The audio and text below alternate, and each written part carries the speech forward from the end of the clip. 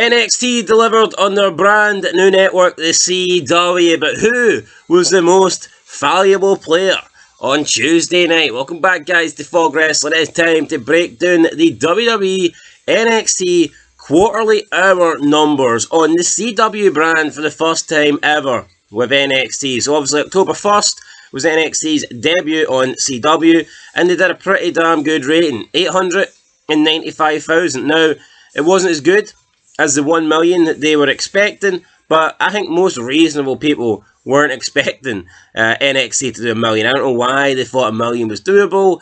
Plus, they came up against the presidential debate, the VP debate as well, which obviously would not have helped them. So, I think overall, 895,000 is a good number for NXT.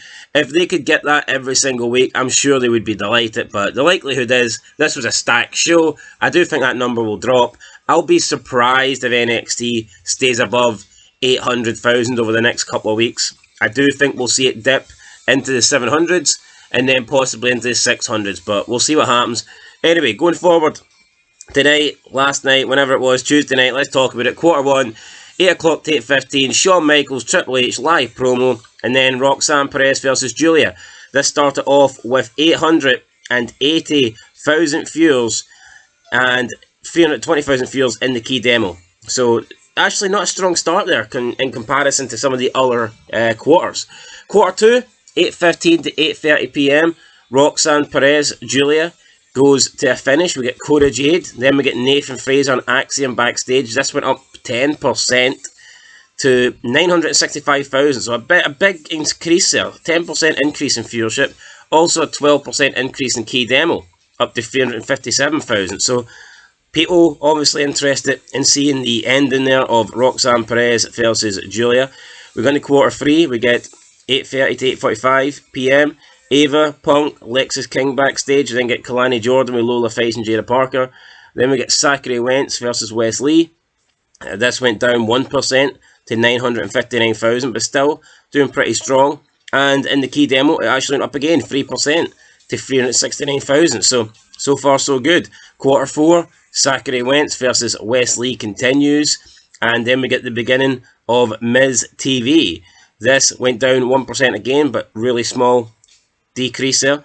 And in the key demo, it went up 3%. So an increase of 379,000. So the key demo is constantly going up by little margins, but the viewership is going down by little margins. So make that of what you will.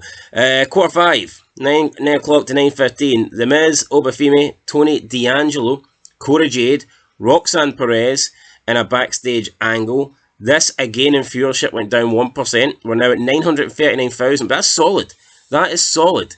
It's been going down consistently, but since quarter 2, they've only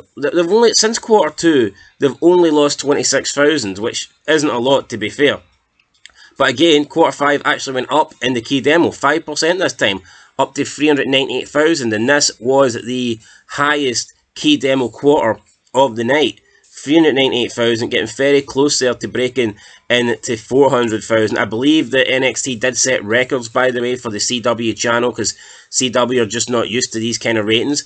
It's strange because CW is available in so many households, but I guess there's just nothing on it really worth watching, so their programs don't really get much views, but who knows, maybe NXT will be their #1 show, their flagship show going forward. Quarter 6, 9:15 to 9:30 p.m, Jada Parker and Lola Face taking on Fatal Influence. Then we get a post-match with Jasmine Nix, Kalani Jordan, Bianca Belair, and Jade Cargill. Unfortunately, big downgrade here. It went down 12% in viewership to 831,000, so over 100,000 lost there, 108,000 to be exact loss. And then in the key demo, another 12% loss, down to 351,000. So they lost 12% in both viewership and key demo in quarter 6. Am I surprised? No. You go into a throwaway women's tag team match that I don't think anybody cares about. Then you bring out Bianca Belair and Jade Cargill, and that's just enough to make me turn off the TV. So am I surprised that this went down? Honestly, no, I'm not. Quarter 7, 9:30 to 9:45 p.m. We get a Siobhan Evans video. Then we get a break, and then we get the entrances for the match.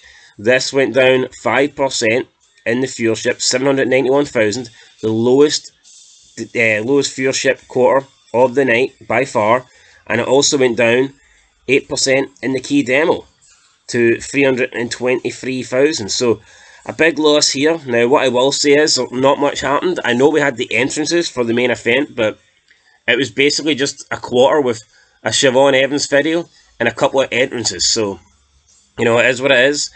But you'd think that people would maybe be a bit more excited for the main event. You thought when people would see the entrances, they'd be tuning in, but for some reason, they tuned out. But it is what it is. Quarter 8, though, 9:45 to 10 p.m.